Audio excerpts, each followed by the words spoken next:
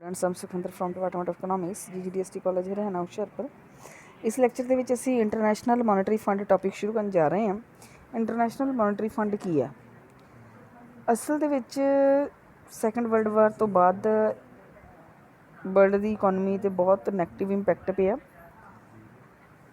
ਅਤੇ ਇਸ ਹਾਲਾਤ ਦੇ ਵਿੱਚ ਇਹਨਾਂ ਸਾਰੇ ਹਾਲਾਤਾਂ 'ਚ ਸੁਧਾਰ ਕਰਨ ਦੇ ਲਈ ਅਮਰੀਕਾ ਦੇ ਵਿੱਚ ਜੁਲਾਈ 1944 ਦੇ ਵਿੱਚ ਬ੍ਰਿਟੇਨ ਵੁਡਸ ਦੀ ਥਾਂ 'ਤੇ ਇੱਕ ਇੰਟਰਨੈਸ਼ਨਲ ਸੰਮੇਲਨ, ਇੱਕ ਇੰਟਰਨੈਸ਼ਨਲ ਕਾਨਫਰੰਸ ਹੋਈ, ਜਿਹਦੇ ਵਿੱਚ ਉਸ ਵੇਲੇ 44 ਕੰਟਰੀਜ਼ ਦੇ ਜਿਹੜੇ ਰਿਪਰੈਜ਼ੈਂਟੇਟਿਵਸ ਆ ਉਹ ਆਏ ਔਰ ਉੱਥੇ ਇਕਨੋਮਿਕ ਡਿਵੈਲਪਮੈਂਟ ਲਈ ਸੰਸਾਰ ਦੇ ਮਤਲਬ ਵਰਲਡ ਦੇ ਸਾਰੇ ਕੰਟਰੀਜ਼ ਦੀ ਇਕਨੋਮਿਕ ਡਿਵੈਲਪਮੈਂਟ ਲਈ ਵਾਰ ਅਫੈਕਟਡ ਇਕੋਨਮੀਜ਼ ਨੂੰ ਰੀਸਟੈਬਲਿਸ਼ ਕਰਨ ਦੇ ਲਈ ਦੋ ਸੰਸਥਾਵਾਂ, ਦੋ ਇੰਸਟੀਟਿਊਸ਼ਨਸ ਜਿਹੜੇ ਉਹ ਡਿਵੈਲਪ ਕਰਨ ਦੇ ਉੱਤੇ ਸਹਿਮਤੀ ਬਣੀ।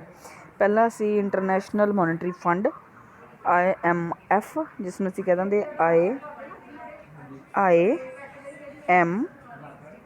IMF, ਅਤੇ ਦੂਸਰਾ ਜਿਹੜਾ ਇੰਸਟੀਟਿਊਸ਼ਨ ਸੀ ਉਹ ਆਪਾਂ ਨੈਕਸਟ ਲੈਕਚਰ ਹੋਣਾ, ਤਾਂ ਨੈਕਸਟ ਟੋਪਿਕ ਹੋਣਾ ਸਾਡਾ International Bank for Reconstruction and Development ਔਰ World Bank. International Bank for Reconstruction and Development IBRD और वर्ल्ड बैंक। IBRD और वर्ल्ड बैंक सैकेंड जो इंस्टीट्यूशन उत्थे इस्टैबलिश करने की गल चली और जो IMF इंटरनेशनल मॉनेटरी फंड है इन्हें 1945 ਦੇ ਵਿੱਚ 27 ਦਸੰਬਰ ਨੂੰ ਕੰਮ ਕਰਨਾ ਇਹਨੂੰ ਇਸਟੈਬਲਿਸ਼ ਕੀਤਾ ਗਿਆ ਐਂਡ 1 ਮਾਰਚ 1947 ਦੇ ਵਿੱਚ ਇਹਨੇ ਆਪਣਾ ਕੰਮ ਕਰਨਾ ਸ਼ੁਰੂ ਕੀਤਾ। ਇਹਦੀ ਜਿਹੜੀ ਇਸਟੈਬਲਿਸ਼ ਕੀਤਾ ਗਿਆ, ਇਹਦੇ ਜਿਹੜੇ ਮੇਨ ਜਿਹੜੇ ਉਦੇਸ਼ ਸੀਗੇ ਉਹ ਸੀ ਇੰਟਰਨੈਸ਼ਨਲ ਕੋਆਪਰੇਸ਼ਨ ਲਿਆਉਣੀ, ਕਿਉਂਕਿ ਵਾਰ ਹੋ ਕੇ ਹਟੀ ਸੀ ਇੱਕਦਮ, ਅਤੇ ਉਸ ਤੋਂ ਬਾਅਦ ਡਿਵੈਲਪਮੈਂਟ ਕਰਨੀ। ਬਾਕੀ ਡਿਟੇਲ ਦੇ ਵਿੱਚ ਆਪਾਂ ਨੈਕਸਟ ਕਰਨ ਲੱਗੇ ਹਾਂ। Objectives of monetary fund, International Monetary Fund, ਅੰਤਰਰਾਸ਼ਟਰੀ ਮੋਨੇਟਰੀ ਫੰਡ ਜਿਹੜਾ ਸੀਗਾ, ਅੰਤਰਰਾਸ਼ਟਰੀ ਮੁਦਰਾ ਕੋਸ਼, ਇਹਦੇ ਜਿਹੜੇ ਆਬਜੈਕਟਿਵਸ ਹੈਗੇ ਸੀ, ਫਸਟ ਜਿਹੜਾ ਆਬਜੈਕਟਿਵ ਸੀ ਉਹ ਸੀ ਇੰਟਰਨੈਸ਼ਨਲ ਮੋਨੇਟਰੀ ਕੋਆਪਰੇਸ਼ਨ ਜਿਹੜੀ ਬਹੁਤ ਜ਼ਰੂਰੀ ਸੀ, ਕਿਉਂਕਿ ਵਾਰ ਅਫੈਕਟਡ ਇਕੋਨਮੀਜ਼ ਸੀਗੀਆਂ, ਵਰਲਡ ਵਾਰ ਹੋ ਕੇ ਹਟੀ ਸੀ, ਅਤੇ ਇਹ ਕੋਆਪਰੇਸ਼ਨ ਅਤੇ ਉਹ ਵੀ ਮੋਨੇਟਰੀ, ਕਿਉਂਕਿ ਮੋਨੇਟਰੀ ਕੋਆਪਰੇਸ਼ਨ ਤੁਹਾਡੀ ਇਕਨੋਮਿਕ ਡਿਵੈਲਪਮੈਂਟ ਦੇ ਲਈ ਬਹੁਤ ਜ਼ਰੂਰੀ ਹੈਗੀ ਹੈ, ਸਹਿਯੋਗ ਬਹੁਤ ਜ਼ਰੂਰੀ ਹੈਗਾ। ਇਹ ਇਸ IMF ਦਾ, ਇਸ ਇੰਸਟੀਚਿਊਟ ਦਾ ਜਿਹੜਾ ਮੇਨ ਜਿਹੜਾ ਆਬਜੈਕਟਿਵ ਸੀ। ਸੈਕਿੰਡ ਸੀ ਜਿਹੜਾ ਆਬਜੈਕਟਿਵ ਉਹ ਸੀ multilateral payment and development of trade, ਬਹੁਪੱਖੀ ਭੁਗਤਾਨ ਅਤੇ ਵਪਾਰ ਦਾ ਵਿਕਾਸ। ਵੈਸੇ ਵੀ ਕੋਆਪਰੇਸ਼ਨ ਜੇ ਤੁਸੀਂ ਚਾਹੁੰਦੇ ਹੋ ਤਾਂ ਇੰਟਰਨੈਸ਼ਨਲ ਟਰੇਡ ਇੱਕ ਬਹੁਤ ਵਧੀਆ ਪਲੇਟਫਾਰਮ ਹੈਗਾ ਕੋਆਪਰੇਸ਼ਨ ਦੇ ਲਈ, ਔਰ ਮਲਟੀਲੇਟਰਲ ਪੇਮੈਂਟਸ ਐਂਡ ਟਰੇਡ ਸਿਸਟਮ ਦੀ ਸਥਾਪਨਾ ਦੇ ਲਈ IMF ਜਿਹੜਾ ਇਹ ਇਸਟੈਬਲਿਸ਼ ਕੀਤਾ ਗਿਆ। ਵਟਾਂਦਰਾ ਦਰ ਵਿੱਚ ਸਥਿਰਤਾ, stability in the rate of exchange. ਵੈਸੇ ਵੀ ਜੇ ਆਪਾਂ ਰੇਟ ਵਪਾਰ ਦੀ ਇੰਟਰਨੈਸ਼ਨਲ ਟਰੇਡ ਦੀ ਗੱਲ ਕਰਦੇ ਹਾਂ, ਜਿਹੜਾ ਕੋਆਪਰੇਸ਼ਨ ਲੈ ਕੇ ਆਉਂਦਾ, ਆਪਾਂ ਕਹਿੰਦੇ ਹਾਂ ਉਹਦੇ ਲਈ ਜ਼ਰੂਰੀ ਹੈ ਕਿ ਤੁਹਾਡੀ ਜਿਹੜੀ ਵਟਾਂਦਰਾ ਦਰ ਐਕਸਚੇਂਜ ਰੇਟ ਆ ਉਹਦੇ ਵਿੱਚ ਇੱਕ ਸਟੇਬਿਲਿਟੀ ਰਹੇ, ਕਿਉਂਕਿ ਜੇ ਐਕਸਚੇਂਜ ਰੇਟ ਦੇ ਵਿੱਚ ਸਟੇਬਿਲਿਟੀ ਨਹੀਂ ਰਹੇਗੀ ਤਾਂ ਇੰਪੋਰਟ ਤੁਸੀਂ ਜਦੋਂ ਪਹਿਲਾਂ ਪਲੈਨਿੰਗ ਕਰੋਗੇ ਤੁਹਾਡੀ ਅਮਾਊਂਟ ਹੋਰ ਹੋਏਗੀ, ਪਰ ਜਦੋਂ ਐਕਸਚੇਂਜ ਰੇਟ ਸਟੇਬਲ ਨਹੀਂ ਹੋਏਗਾ ਤਾਂ ਉਹਦੇ ਵਿੱਚ ਚੇਂਜ ਆ ਜਾਏਗੀ, ਅਮਾਊਂਟ ਦੇ ਵਿੱਚ ਚੇਂਜ ਆ ਜਾਏਗੀ, ਅਤੇ ਉਹਦੇ ਨਾਲ ਇੰਟਰਨੈਸ਼ਨਲ ਟਰੇਡ 'ਤੇ ਜਿਹੜਾ ਐਡਵਰਸ ਇਫੈਕਟ ਆ ਉਹ ਪੈ ਸਕਦਾ ਹੈ, ਨੈਗੇਟਿਵ ਇੰਪੈਕਟ ਪੈ ਸਕਦਾ ਹੁੰਦਾ।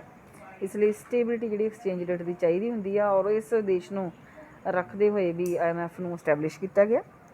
ਹੈਲਪ ਇਨ ਇੰਟਰਨੈਸ਼ਨਲ ਪੇਮੈਂਟਸ, ਫਿਰ ਜਦੋਂ ਇੰਟਰਨੈਸ਼ਨਲ ਪੇਮੈਂਟਸ ਕੀਤੀਆਂ ਜਾਂਦੀਆਂ ਤਾਂ ਕਈ ਵਾਰ ਸਾਡੇ ਕੋਲ ਉਸ ਪਾਰਟੀਕੂਲਰ ਕੰਟਰੀ ਦੀ ਕਰੰਸੀ ਨਹੀਂ ਹੋਏਗੀ, ਤਾਂ ਉਹਨੂੰ ਕਰਨ ਦੇ ਵਿੱਚ ਜਾਂ ਕਈ ਵਾਰ ਇੰਟਰਨੈਸ਼ਨਲ ਟਰੇਡ ਦੇ ਵਿੱਚ ਅਸੀਂ ਉਸੇ ਟਾਈਮ ਉਹ ਪੇਮੈਂਟ ਨਹੀਂ ਕਰ ਪਾਵਾਂਗੇ ਜਦੋਂ ਅਸੀਂ ਇੰਪੋਰਟ ਕਰਾਂਗੇ, ਅਤੇ ਇਹ ਸਾਰੇ ਜਿਹੜੇ ਸਿਸਟਮ ਆ ਇਹਨੂੰ ਕਿਸ ਤਰ੍ਹਾਂ ਸਮੂਥ ਤੁਸੀਂ ਚਲਾਓਗੇ। ਕਿਸੇ ਤੋਂ ਤੁਸੀਂ ਉਧਾਰ ਲੈ ਰਹੇ ਹੋ, ਤੁਸੀਂ ਕਿਸੇ ਹੋਰ ਕਰੰਸੀ ਦੇ ਵਿੱਚ ਪੇਮੈਂਟ ਕਰਨੀ ਚਾਹੁੰਦੇ ਹੋ ਜਾਂ ਕੁਛ ਵੀ ਹੈ, ਇਹ ਸਾਰੀਆਂ ਜਿਹੜੀਆਂ ਪ੍ਰੋਬਲਮਸ ਆ ਇਹਨਾਂ ਦਾ ਸਲਿਊਸ਼ਨ ਕਰਨ ਦੇ ਲਈ IMF ਜਿਹੜਾ ਇਸਟੈਬਲਿਸ਼ ਕੀਤਾ ਗਿਆ। Aid to members during emergency, ਫਿਰ ਜਿਹੜੇ ਮੈਂਬਰ ਕੰਟਰੀਜ਼ ਆ ਉਹਨਾਂ ਨੂੰ ਐਮਰਜੈਂਸੀ 'ਚ ਵੀ ਆਉਂਦੀਆਂ, ਉਹ ਐਮਰਜੈਂਸੀਜ਼ ਵਾਰ ਰਿਲੇਟਡ ਐਮਰਜੈਂਸੀਜ਼ ਵੀ ਹੋ ਸਕਦੀਆਂ, ਜਾਂ ਨੈਚੁਰਲ ਜਿਹੜੀਆਂ ਕਲੈਮਿਟੀਜ਼ ਆ ਉਹਨਾਂ ਦੇ ਕਰਕੇ ਵੀ ਐਮਰਜੈਂਸੀਜ਼ ਹੋ ਸਕਦੀਆਂ, ਔਰ ਉਸ ਟਾਈਮ ਦੇ ਉੱਪਰ ਮੈਂਬਰ ਕੰਟਰੀਜ਼ ਦੀ ਹੈਲਪ ਕੀਤੀ ਜਾ ਸਕੇ। ਇਹ ਵੀ ਇੱਕ ਉਦੇਸ਼ ਸੀ IMF the. Reduction in the ਡਿਸਇਕੁਇਲਿਬਰੀਅਮ in the balance of payment, balance of payment goods and services ਦੇ 1 ਈਅਰ ਦੇ ਕਿਸੇ ਫਾਈਨੈਂਸ਼ੀਅਲ ਈਅਰ ਦੇ ਇੰਪੋਰਟ ਅਤੇ ਐਕਸਪੋਰਟ ਦਾ ਰਿਕਾਰਡ ਹੁੰਦਾ। ਗੁਡਸ ਐਂਡ ਸਰਵਿਸਿਜ਼ ਦੇ ਐਕਸਪੋਰਟ ਅਤੇ ਇੰਪੋਰਟ ਦਾ ਇੱਕ ਫਾਈਨੈਂਸ਼ੀਅਲ ਈਅਰ ਜਿਹੜਾ ਆਮ ਕਰਕੇ 1 ਸਾਲ ਹੀ ਹੁੰਦਾ ਦਾ ਜਿਹੜਾ ਰਿਕਾਰਡ ਹੈ ਉਹ ਬੈਲੈਂਸ ਆਫ ਪੇਮੈਂਟ ਹੁੰਦਾ। ਔਰ ਬੈਲੈਂਸ ਆਫ ਪੇਮੈਂਟ ਦੇ ਵਿੱਚ ਇੱਕ ਜਿਹੜਾ ਡਿਸਇਕੁਇਲੀਬਰੀਅਮ ਆ, ਜਦੋਂ ਇੰਪੋਰਟ ਤੇ ਐਕਸਪੋਰਟ ਬਰਾਬਰ ਨਹੀਂ ਰਹਿੰਦੇ, ਬਿਨਾਂ ਸ਼ੱਕ ਇੰਪੋਰਟ ਐਕਸਪੋਰਟ ਬਰਾਬਰ ਨਹੀਂ ਰਹਿੰਦੇ, ਪਰ ਜਿਹੜਾ ਡਿਸਇਕੁਇਲੀਬਰੀਅਮ ਹੈ ਘੱਟ ਹੋਵੇ, ਇਹਦੇ ਵਿੱਚ ਕਮੀ ਕੀਤੀ ਜਾ ਸਕੇ, ਇਹਦੇ ਲਈ ਵੀ IMF ਜਿਹੜਾ IMF ਦੀ ਸਥਾਪਨਾ ਕੀਤੀ ਗਈ। ਪ੍ਰੋਫਿਟੇਬਲ ਇਨਵੈਸਟਮੈਂਟ ਆਫ ਕੈਪੀਟਲ, ਫਿਰ ਇਸ IMF ਦਾ, ਇਸ ਫੰਡ ਦਾ ਇਹ ਵੀ ਇੱਕ ਉਦੇਸ਼ ਸੀ ਕਿ ਸਾਰੇ ਮੈਂਬਰਾਂ ਨੂੰ ਉਹਨਾਂ ਦੀ ਲੌਂਗ ਪੀਰੀਅਡ ਇਨਵੈਸਟਮੈਂਟ ਦੇ ਲਈ ਹੈਲਪ ਕੀਤੀ ਜਾਵੇ। ਅਮੀਰ ਦੇਸ਼ ਜਿਹੜੇ ਗਰੀਬ ਦੇਸ਼ਾਂ ਦੇ ਵਿੱਚ ਇਨਵੈਸਟਮੈਂਟ ਕਰਨ, ਜਿਹਦੇ ਨਾਲ ਉਹਨਾਂ ਦੀ ਇਕਨੋਮਿਕ ਡਿਵੈਲਪਮੈਂਟ ਆ ਜਿਹੜੀ ਸਟਾਰਟ ਹੋਵੇ। ਐਂਡ ਉਸ ਤੋਂ ਬਾਅਦ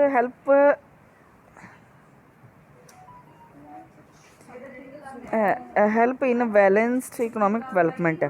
ਇਸ ਕੋਸ਼ ਦਾ ਉਦੇਸ਼ ਅੰਤਰਰਾਸ਼ਟਰੀ ਵਪਾਰ ਦਾ ਵਿਕਾਸ ਕਰਨ ਦੇ ਨਾਲ ਨਾਲ ਮੈਂਬਰਾਂ ਨੂੰ ਬੈਲੈਂਸਡ ਇਕਨੋਮਿਕ ਡਿਵੈਲਪਮੈਂਟ ਦੇ ਵਿੱਚ ਸਹਿਯੋਗ ਦੇਣਾ ਸੀਗਾ, ਤਾਂ ਜੋ ਉੱਥੇ ਇੰਪਲਾਈਮੈਂਟ ਵਧੇ, ਉੱਥੇ ਜਿਹੜੀ ਰੀਅਲ ਇਨਕਮ ਵਧੇ ਅਤੇ ਲੋਕਾਂ ਦਾ ਜਿਹੜਾ ਸਟੈਂਡਰਡ ਆਫ ਲਿਵਿੰਗ ਆ ਉਹ ਇੰਪਰੂਵ ਹੋਵੇ।